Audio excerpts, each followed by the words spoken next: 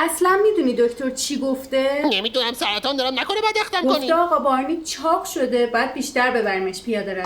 خب خیالم راحت شد. این حرفا زیاد میزنن زود دکترا. باش آماده شو بریم پیاده روی. بودو. پیاده چه رویم مادر من؟ ای بابا گیری افتادیم ما. خب سرهمی تو میپوشیدی کثیف نمیشدی دیگه. شما اصلا به من امون دادی من برم لباس بپوشم؟ زود گفتی بدو بریم بیرون. من دویدم اومدم بیرون، حالا که اومدم بیرون باشه بیا بریم. اما فقط من گیستم. لازم نیست بدوی، با پیاده روی هم لاغر میشی. ای وای چرا رفتی تو خاک و گلا کثیف شدی که؟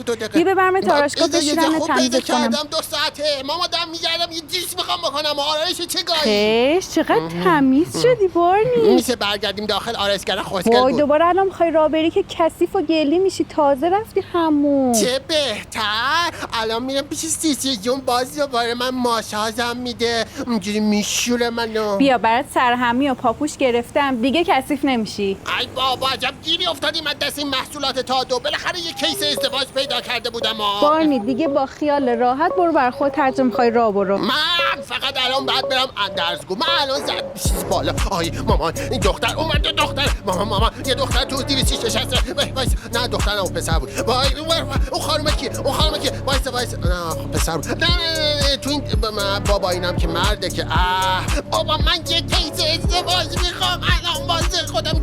باری نمیتونم دیگه تحمل کنم. منو کثیف کنی تو رو خدا منو کثیف کن مامان. من الان کثیفم کن برم پیش آرایشگر.